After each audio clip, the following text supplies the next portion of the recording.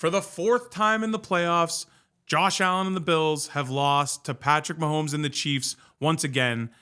And I don't know why, but this one stings maybe the worst of all. Maybe 13 seconds is still the worst, but this one really hurts, Stevie.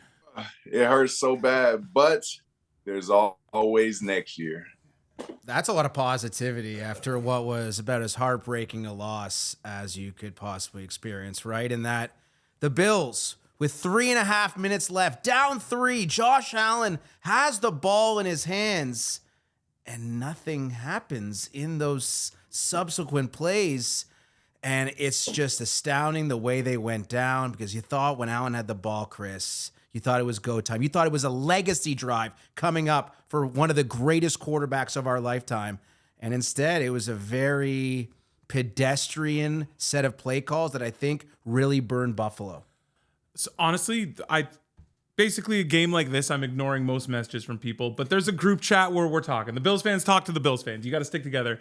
And I messaged that group saying, this is what we want. You're down 3. Josh is getting the ball. Exactly that. Legacy drive. And I have my complaints with the play calling, which I'm sure we'll get to, but on that drive specifically, I think that was just Steve Spagnuolo just flexing and showing he's arguably like the best defensive coordinator, other than Belichick maybe, the best defensive coordinator in NFL history. And he put on a clinic. It's not just that 4th and 5, but the 3rd and 10 blitz as well. Like the Chiefs players executed, the Chiefs coaching called the right plays, and they were just better than the Bills offense. No James Cook touches on that final drive. I just don't understand how you go away from your most damaging play and player time and time again throughout the first 3.5 quarters. Yeah. You don't give him a touch on that final drive. Just seemed like a big mistake by Joe Brady and the Bills. And at that point, the clock wasn't really not a factor at all. Yeah. So I looked at it like this. It was similar.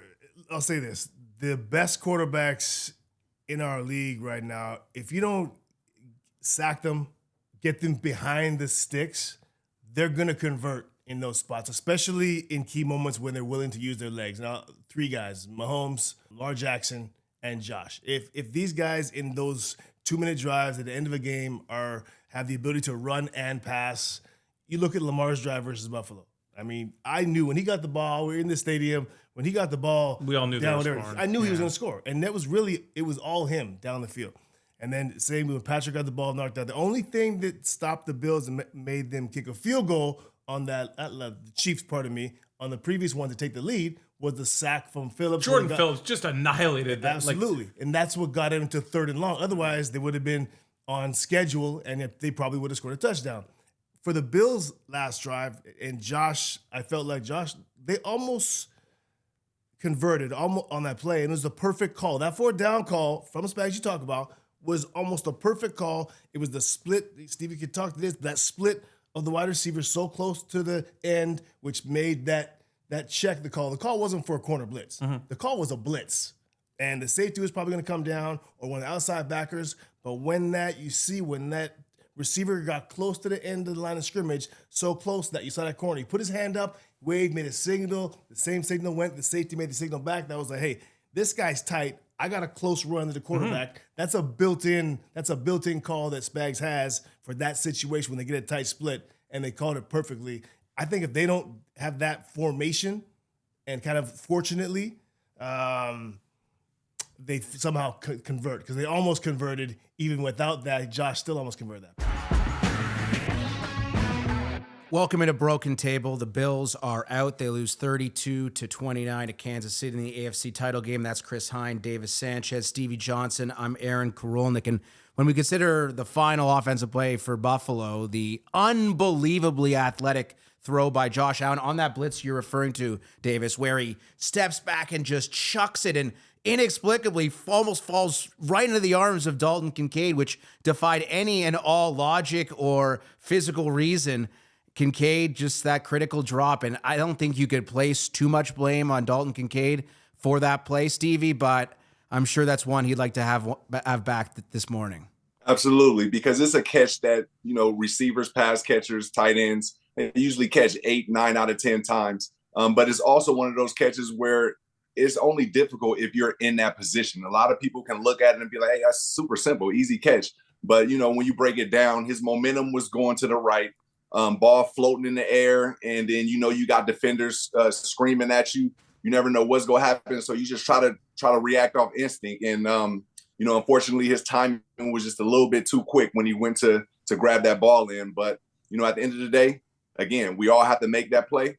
But it's Dalton's time to be an example, and I believe he'll grow from it and he'll be better. You consider, Chris, how the Bills, the margins are just so razor thin when you're going up against a team like Kansas City. You have the spot, which will go down in Buffalo lore, which on 4th and 1 did not go Buffalo's way. You have the worthy catch that, in my opinion, was either interception or incomplete. And then you have that Dalton Kincaid drop right at the end. And when you're going up against Kansas City, a team that very rarely makes mistakes, and in fact did make a crucial one, Mahomes, that fumble in the first half, you need to find your way on the right side of it. And for Buffalo, they just didn't.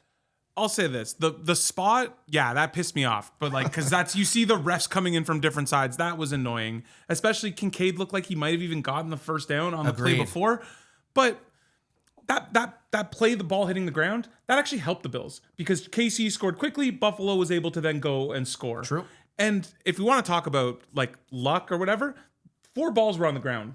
Bills recovered all 4 of those fumbles. So I'm not one to go and blame the refs. Yes, I'm pissed off at the fact that 4th and 1 was whatever. And yeah, I'm pissed off that you have 70-year-old men running up and down the field with chains when we see tennis having perfect technology to be able to figure out a first down. But that's not the reason why they lost the game. You got that fumble luck. You still need to execute. And yeah, some things are not going to go your way. The spot is annoying. I don't understand how that can happen. And if you guys want to go into that, what did that look like? A clear first down to me. I mean, I know one thing, that the guy on the top of the screen, when he starts walking down, he's clearly, a half a yard ahead. And then as he gets close to the middle of the field and he sees where the other guy is, moves. He all of a Human sudden nature. he moves. Yeah, that's what I said. It's human nature. He didn't want to be, he's thinking in this spot, if I'm that much off, of my partner here, it might, whatever it was. But I agree. Human nature that he saw his partner's spot and all of a sudden he wavered just a little bit closer to that line. And I think that was the key. But it's interesting that you say it seems like human nature. They didn't want to be, caught in a major controversy if he's way different. Oh, Stevie, it's just so ridiculous that an entire business, entire season, think about how much money is on the line. Billion-dollar industry. Billions, tens of with billions. old men running with well, chains. Whether they're old or young, not really relevant. Let's not be ageist here, Chris. But you're right. I mean, tennis is a good example. I mean, the fact that we look at chains and referees running who can barely see where the ball is to be to make this determination is so preposterous. It is so imprecise in a world in which technology has progressed to the point where we have the ability to figure out if a ball crossed the line. We have it. Put chips in the ball. I don't know, but Stevie, I mean, I'm sure you can agree that the whole thing is just nuts. Yeah, it's pretty wild, especially hearing it from that perspective. I didn't think of it like that, but hearing it now is yeah, we got to step our game up in the NFL. Let's go. We're doing good. Let's keep it moving. I don't want to take anything away from the Kansas City Chiefs or the Buffalo Bills. It was a pretty balanced match. Total yards was 368 for the Chiefs and 374 for the Buffalo Bills. So both teams had opportunities. When we talk about the ref, all my conversations before this game was, oh yeah, I like the Bills. I got the Bills, but I feel like the Chiefs is going to win. And I say, why? Man, they got the refs on their side. Everybody was saying they got the refs on their side. I'm like, yeah, it ain't going to happen this time. And it literally happened. I felt like it was the first down from Dalton Kincaid, even though he didn't stretch it out, but he landed. I felt like the ball was past that line. And then when Josh did when the Bills did the tush push with Josh, I felt like he got the ball broke the plane. And, 3 referees was around. One was even closer. The last guy come running in, he say it's 4th down or turnover. And it was brutal, but.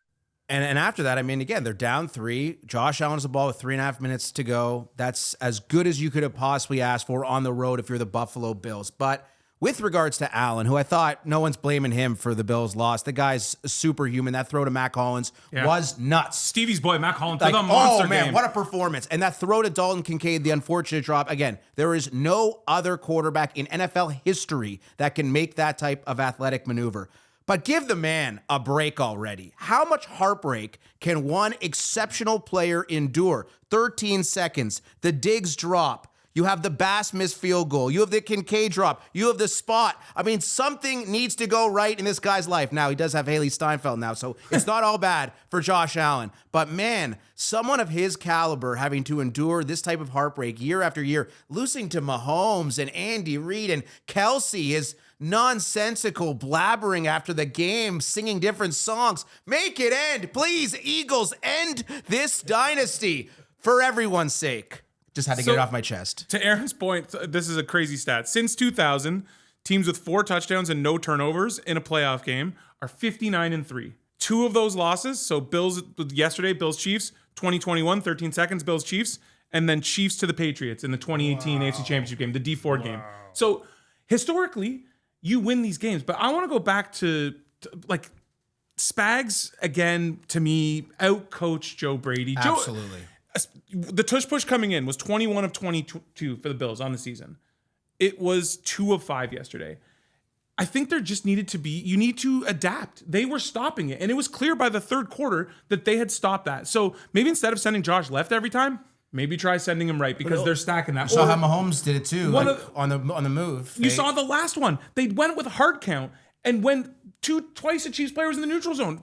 Move. Like, you got to do something. If you're a lineman, move and create that neutral zone infraction. Like, at least they pivoted a little bit to a hard count, but they had that tush push figured out, and I think you need to pivot off from it. You disagree? I just think that a lot of that was a sneak versus a tush push. Yes, that's true. It wasn't quite the normal. Use the tush push. Yeah. Get some bodies behind it and use that weight. They really were just sneaking it. Yes, that's true. So that's another way that there was, some people were frustrated with that. The over the top worked. I know he fumbled, but like the over the top one worked. It's just like you mentioned it with Cook. Cook was getting whatever he wanted. Why not try running James Cook on one of those short yardage situations? There's a lot of things, and we'll talk about Brady a lot and some of the decisions he made. How about the group of skill position players for the Buffalo Bills beyond James Cook and beyond Khalil Shakir? Again, that in-season trade for Amari Cooper was a huge bust. Dalton Kincaid, I love the guy, first-round pick, really didn't do much this season.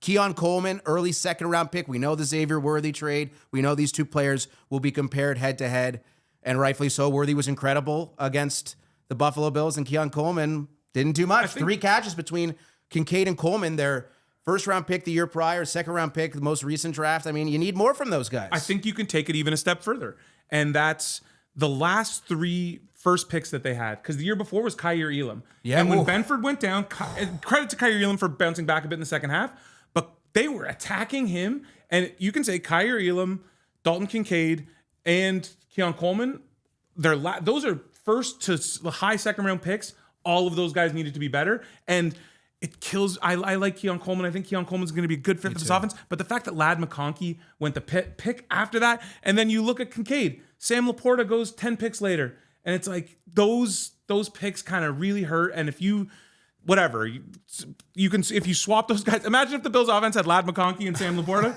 like that, you know what I mean? It's just a big difference. Man, I feel what you're saying, Hein. Time. I think it kind of serves from the coaching standpoint. Now, a lot of people might say something, about now we're talking about coaches and stuff, but you got to think about it. Sometimes Josh have to be the guy to see this and recognize. Coach Brady's not going to be the one to see it every time. Okay, he's going to call a play, but as a player on the field, like this, what Fitz did very well. Josh does this great. Also, Jim Kelly did. But when you get up to the line, sometimes you see that okay, this sneak is they're covering it. They got the play for it. Or we go check into something else on your own though, not having a coach tell you to. Like understanding James Cook didn't get a touch in that drive yet. He's the one going up and down the field. You got to do that play action and get that dump off into the flats to him, or somehow you got to call that and control it as the man. As Josh being the man, I think that's what it is. You know what I mean? Because these plays are tough for coaches to call. Brady did what he could, but at the end of the day, it's on the play caller and the guy that's on the field. So I'm gonna put it on. I'm gonna put it on Josh. Josh gotta take that lead. I maybe Mahomes did it a few times in the game where maybe he was supposed to go this way, but he did his own thing. Who knows? But I think that's going to be the difference. You kind of got to play out of the playbook in certain situations when you get to this level against top talent like this. I'll say this to the Joe and Josh stuff. I think Joe Brady deserves a lot of credit for that 3rd and 10 play call before the 4th and 5, and Josh deserves a little criticism because if you look at the all-22, that is wide open. I showed you guys before. Amari Cooper, that is set up perfectly blocked. Shakir gets his man. Spencer Brown has his guy. If that ball is thrown where it needs to be, then Karlaftis is not going to go and make that play. And Amari Cooper might be gone for a touchdown on that play. So credit to Joe Brady knowing Spags was going to send heat and having the perfect play call for it. But Josh just doesn't make the throw. He missed one also. He missed one to Curtis Samuel. That was a big one. I felt like that drive was the drive where we know the Bills usually get points. And Samuel had an out route, and it just came up short for Josh's throw. And I thought that would have been a big one. It ultimately turned into a turnover or a punt, I believe.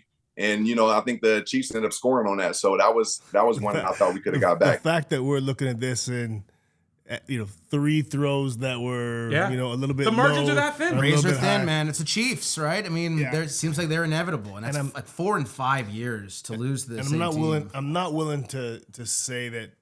I mean, did Patrick Mahomes play better than Josh? I mean, I don't think that was the case. Josh did everything that he needed to do. I mean, yes, he missed one throw low. I'm sure we could find throws that Patrick missed low that they'd be talking about on Chiefs radio this morning. You want to hear a crazy stat? Sure. So this is Patrick Mahomes went down 1 score in the playoffs in the fourth quarter and overtime. 40 for 56 for 552 yards, 5 touchdowns, no picks, 132 rating with 1 touchdown run. Chiefs have scored on 13 of 14 drives. When down in the fourth quarter overtime. So I bet you Josh's numbers are similar. Josh is very similar. That's the thing. You look at both of these guys' numbers. Final drive. And that's why it's like the margins are so that thin. Final drive. But that was more of, it was more of a play call thing and an execution. And if they don't run the perfect blitz, I think they convert there. Now, we talked about the Ben Solak going at it with Stevie's teammate Ryan Fitzpatrick on Twitter right now, but a lot of people are saying, oh, Shakir's open. And I look at that play. You're kind of rolling to your right. There's 2 guys coming right at you. That's tough to put on Josh to be like, hit Shakir, who's open there. Exactly. Because that was like David said, a lot of people got to understand the game within the game. A coach can call a blitz, but when you line up, I like that, hey, it's a blitz. But then when the offensive guy lined up tight, the DB saw, okay, I'm in this position, so I'll take over it. That one little signal, that's between the players. You know what I'm saying? The coach called the play, but then when the situation happened and they saw the lineup, the players made an adjustment, and that was that surprise blitz on the outside that came from the outside, but they ended up coming inside the tackle, I believe. And that threw Josh off. I think he for sure would have either hit Khalil or had a better time to hit Dalton on that crosser. But that was a one-up for Spags, and I give props to him and give props to Sanchez for calling that out early. Josh said it in his post-game interview, Stevie. He said that on his initial, you could watch it when you watch the replay. He said on his initial cadence, he didn't see any blitz coming. So he did his initial cadence, he saw the motion, and then they checked to it after. He didn't see it. So he talks about it. He said that he had the protection shifted to the left. So that's why he moved right, because he had shifted the protection to the left, protecting his backside, and was going to roll to the right. And then the blitz came right in his face. To Stevie's point, they did come inside, but it's because that tackle bumped out to get McDuffie. And Spencer Brown's not even blocking anybody. They go right through. He's kind of that's the thing. It was. But it's right place, right time. I'm glad that you nailed that though with the communication on that, because that's clear. That's clearly what happened, and they confused him. So credit to the Chiefs. It's just. Yeah, I mean, we're talking about, again, to the point, guys. We're talking about 3 or 4 plays that a low throw or a block here, and we can say it for every team. We can shift off of Josh when you guys are ready, or shift off the offenses. I think the big picture for me is that the Bills defense didn't make enough plays when they needed to. I think they were better, but they didn't make enough plays. At some point, do we want to chat about what's next? Because I got some thoughts on that. So before I want to touch on what you just said about the defense, and I know you always talk about man zone. Mahomes saw man coverage 47.1% of his dropbacks, highest rate across 9 career matchups that the Bills. So they played way more man than normal. And what did Mahomes do against that man? Plus 19.3 EPA, expected points added. 12 of 15 for 169 and a touchdown. A lot of that had to do with Benford getting hurt and Elam getting torched. Yeah, Elam did get torched. Mahomes saw man and he roasted them, and that was also when he ran. He ran a lot of those plays because there was all those guys had their backs to the play. Now, for the Bills losing Benford and losing Rapp, the in-game loss of Benford, obviously Rapp not playing, those were 2 huge losses. And I mean, you saw it the way that Mahomes was able to target his receivers against Buffalo relative to how he targeted his receivers against Houston. Against Houston, only Xavier Worthy caught balls. And then you saw Hollywood Brown making plays. You saw Smith-Schuster making plays yesterday for Kansas City. I mean, it just was a completely different ball game. Once Benford went into the game and Elam came in, Mahomes and Andy Reid and Matt Nagy, they just feasted. But that might be the perfect segue to what Davis was talking about and moving forward. Houston was getting pressure and you called it before. Hunter and Will Anderson, those guys were all over Mahomes all game. And if you are getting pressure from two edges, and that's what the Bills tried to do before, where they put so much into that D line, Bills did not get any pressure yesterday. And to your point, no Chris, pressure. Yeah, go ahead, Stevie. Kyer Elam is a press, aggressive, physical type of corner. When he came in for Christian, they had Elam playing off. I'm not sure if the coaches told him to do that or he was just not comfortable playing close on Worthy. But I feel like he's a competitor, and they got to let certain players be who they are. And if they're telling Elam to stay back because we don't want to get beat or something like that, that's just affecting our defense. Let him go play physical so that we won't get those 2-yard under routes where Kelsey was actually screening a guy and Worthy got those big yards. It's like, come on, you got to let guys play. And Elam, he's been showing that he's a man-to-man coverage guy, but they had him playing off like a soft zone. I don't know. And his size, clear too, advantage. Worthy's small. That's what they did. That's a hell of a point. I haven't heard anyone say that yet. That's what they drafted. That's why they drafted Kyer Elam. That was a couple of years ago. They wanted to shift to more man, and he came in, and people wondered like, why are you drafting this guy? You guys play all zone, and to Stevie's point, he's a press man guy. And then you watch at the end of the first half, there he's playing. He's 10 yards off. He's not comfortable there. That's a great point, Stevie. Sorry, what were you going to say before that, Davis? Well, just in regards, the whole thing was, and I was thinking about kind of. I know the question's gonna be, what do we do next? You know, what's the next move for the Buffalo Bills? Because you don't look at it's like, okay, let's blow this thing up, or that's obviously not an issue. Is it how do we change this? Like your one bad spot or a drop ball from Kincaid from this Buffalo Bills team right now being a favorite in the Super Bowl. 100%. So now I shift to so.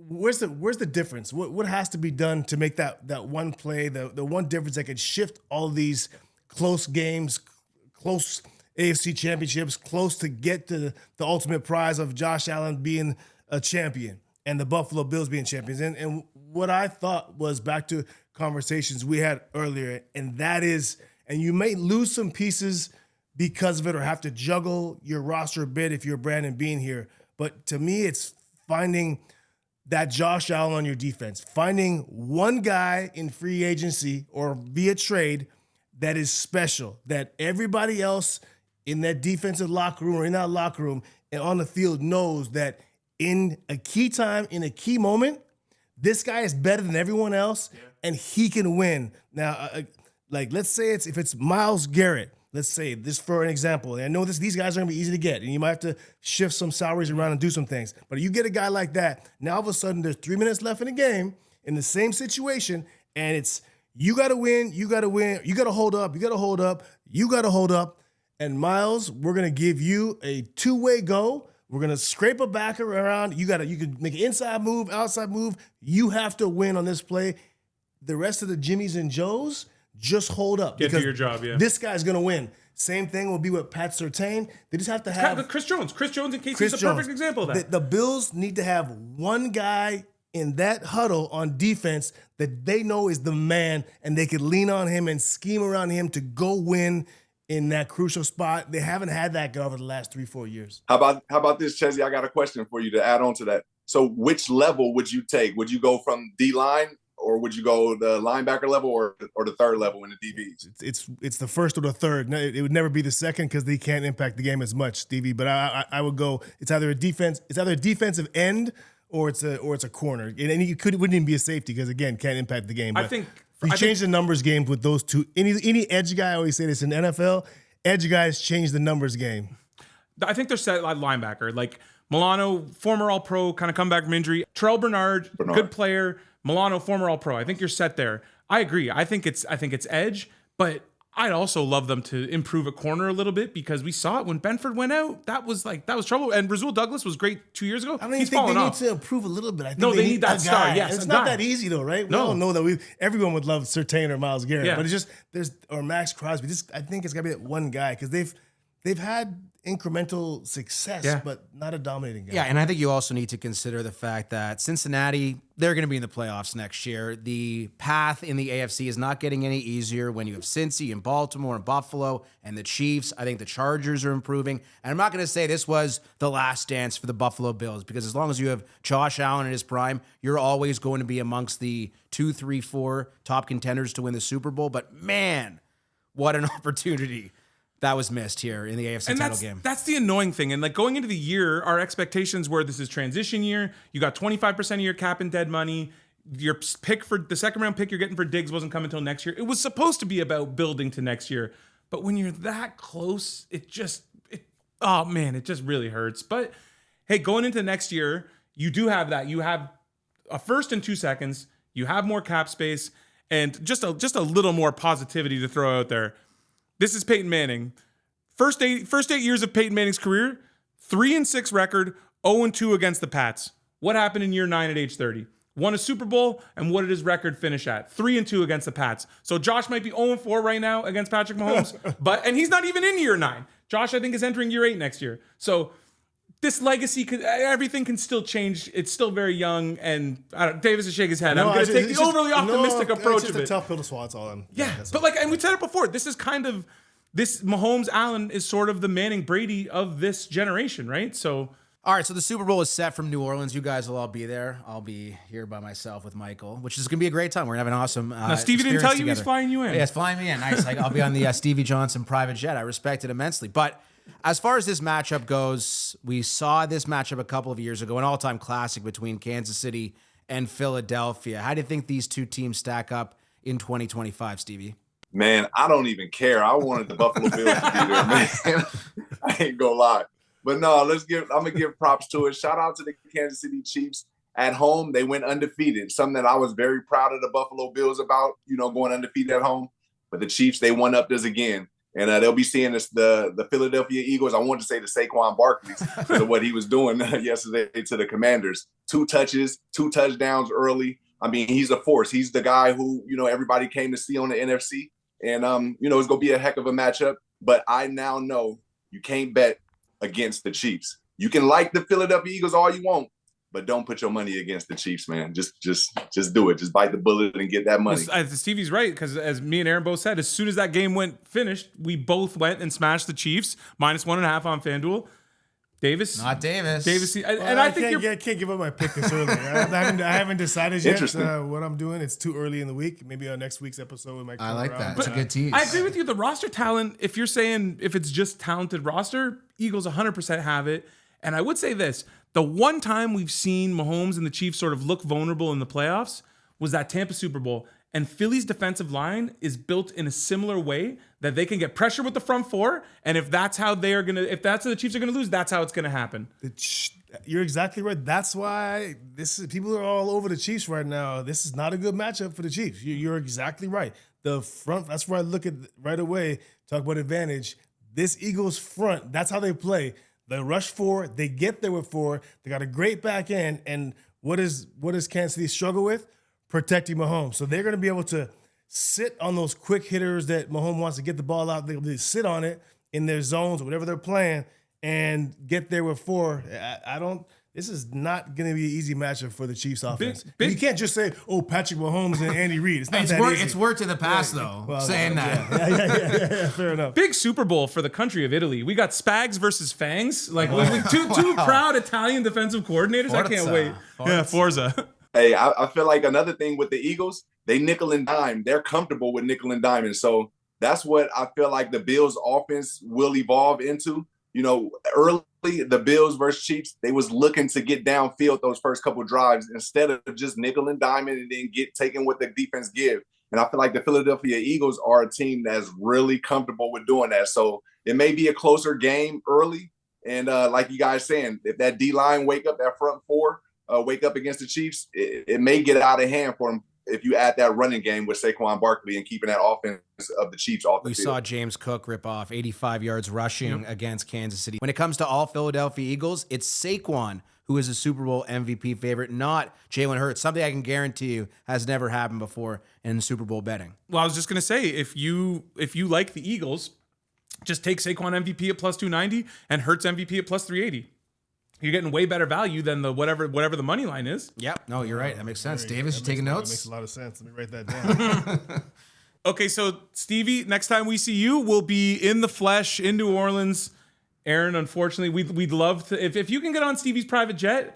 It's not going to be the same. New without Orleans you. isn't that fun of a city. I mean, everybody knows that. I've heard that. Yeah, it's pretty calm and not overly exciting. So that's okay. Toronto for me. It's where That's it's what at. happens when you're as important as Aaron is for the network. He's That's not allowed true. to He's leave. not allowed to leave. I don't think that's how it works, but okay. Let's go with So that. Stevie, we'll see you in person in New Orleans, and hopefully for dinner one night. I'm checking. We got some tasting menu options that I'm looking at. Yeah, some nice places. Hey, the way I look at it is, No I'm going to FOMO. be dining with two former NFLers. I might as well just go to an expensive place and hope one of you guys picks up the tab. Smart. So Wise. on that note, Stevie, see us out. Hey, see you out there in New Orleans, teammates. Little I am hurt, but not yet slain. I'll lie down and bleed a while, but I'll rise again. I'll rise again and I'll fight. Let's go, Buffalo. It's all good. We'll get them next year. I'll see you guys later. This is the Broken Table. Make sure y'all leave y'all comments in the comment section, and we'll get at you guys. One love.